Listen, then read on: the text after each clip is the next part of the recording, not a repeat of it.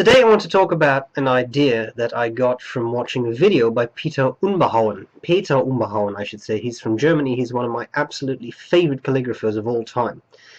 He also makes fountain pens, and he did a video on his new pens, which have extremely flexy nibs. I'll add a link to the description of this video.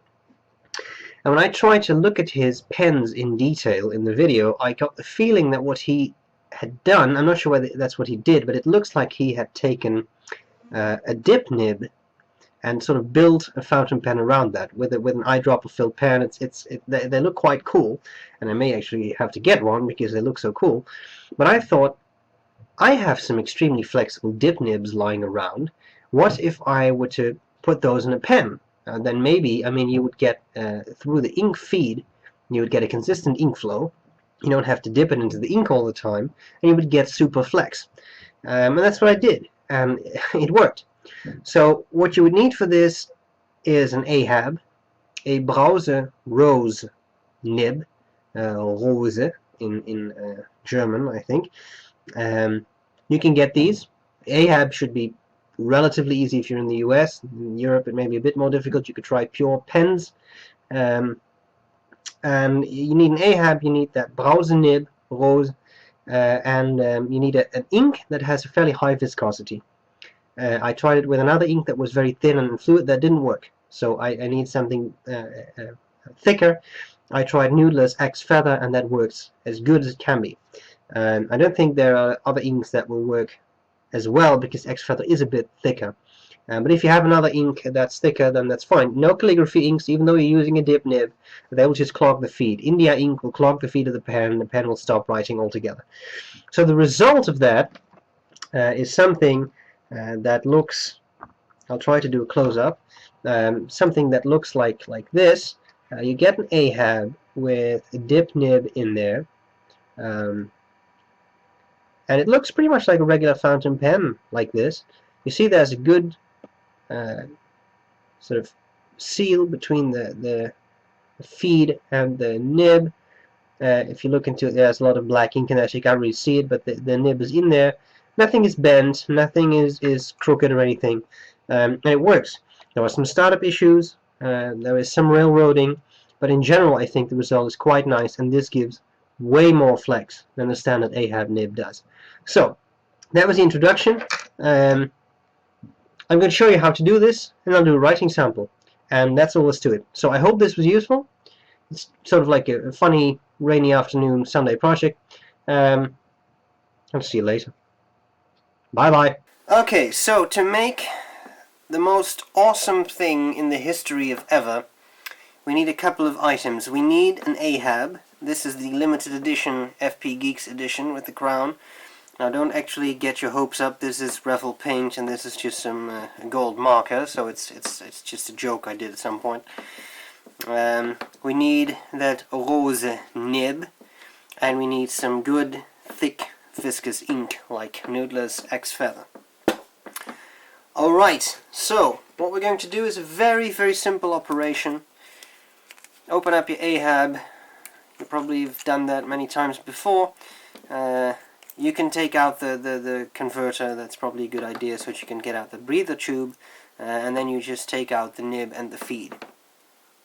That can be a bit of an issue, so what I'm doing today is I'm taking my Pilot desk pen and just push out the feed from behind. That works well. And take the nib out. Now the nib of the AHAB and the nib of the Rose pen, you can see that the Rose nib, it's not really a pen, sorry.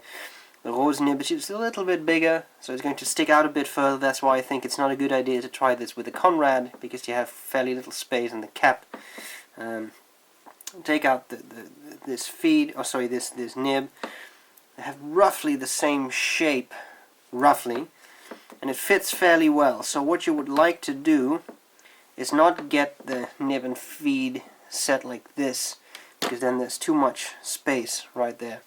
You want this to be a fairly tight fit. I would say try to align the shoulders of the nib and the shoulders of the feed, and then you get something like this, which I think is a pretty good setting, but you may have to experiment just a bit with that. Now if I push down on this, you may see that there's a pretty good fit. It tends to move up a little bit right there, but it will be kept in place by the section. So all of that sounds quite good. Make sure the feed is in the center of the nib, so not at an angle or anything. Once you're satisfied with that, which I am now, you can put it in. Only one way to slide these in.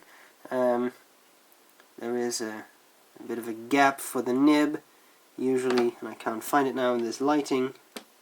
Ah, there we go. So this is just a bit of fiddling around.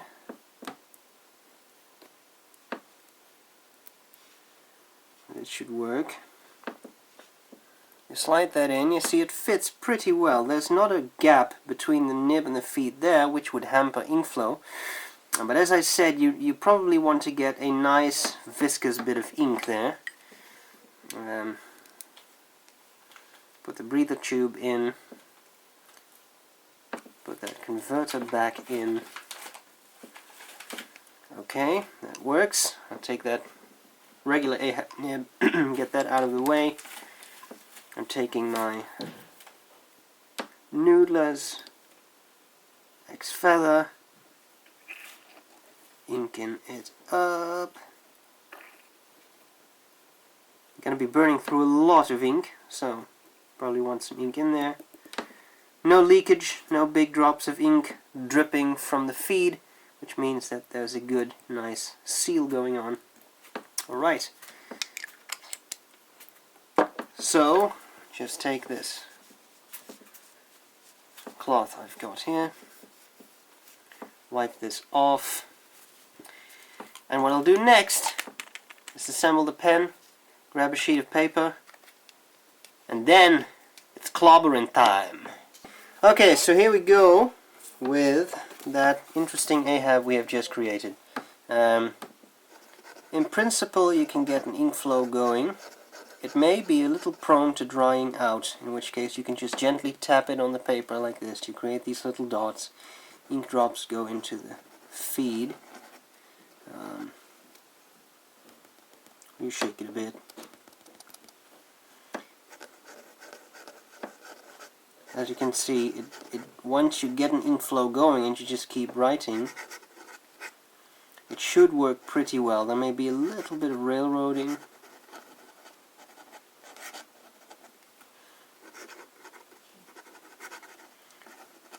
But it works fairly well.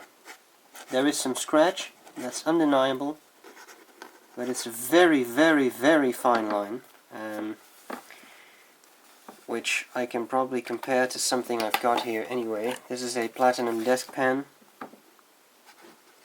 Japanese fine, so a very fine nib in Western terms. And as you can see, it's about the same bit of level of line width. Now I apply a bit more pressure, and this is really a little pressure, it's not a lot. And as you can see, the pen gets flexier. Now I happen to have one of those original nib creepers lying here, but I'm afraid it's running low on ink. It doesn't work so well. No, this is pointless. I'm using an AHAB, a regular AHAB with the factory nib. I really have to push down harder to get this amount of line variation in there. Now, the maximum amount of line variation I can get from an AHAB is this, and that's really pushing down hard. Now we'll try this pen.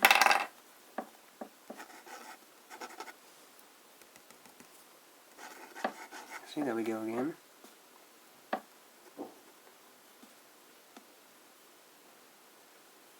And we get railroading. It's almost inevitable, I'm afraid. But if you go very slow, you can get a nice bit of ink going. And look at the line variation you get out of this. This is a huge, huge amount of flex. It goes from a hairline to something that is not a hairline unless you have really thick hair.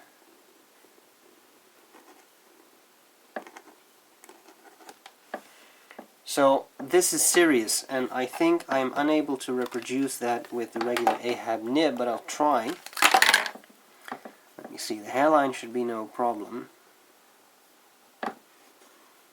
I'm not faking this, I'm really pushing down as hard as I can on the nib. It is a somewhat lighter ink, so it will look a little bit different. You see there's a lot more feathering, by the way, but that's a whole different matter.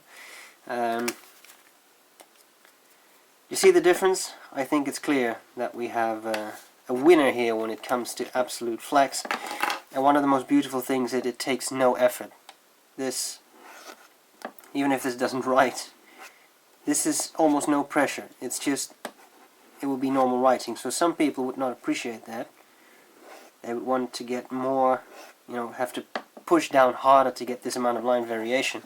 But this is a very odd smiley, by the way, but that's a whole different matter. But it's once you get this to write, I'm not saying you'll get the most consistent ink flow ever, but if you're patient, you see you can definitely get it to work fairly easily again, and what you get in return is extremely nice flex. And what I'll do now is I'll grab some cheaper paper,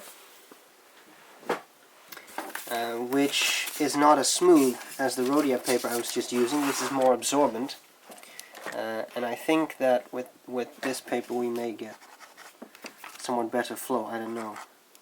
Okay.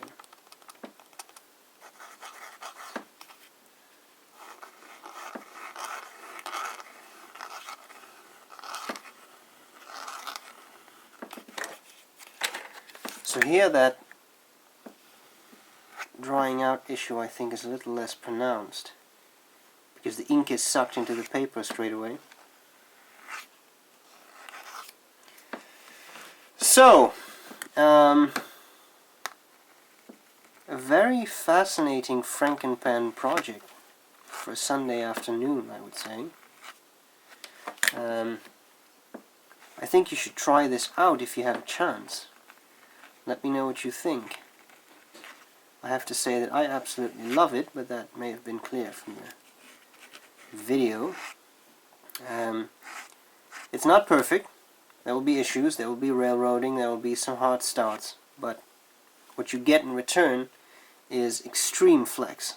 That seems to work pretty well if you're willing to exercise some patience and go slow. So I hope this was useful, and I'll see you later. Bye bye.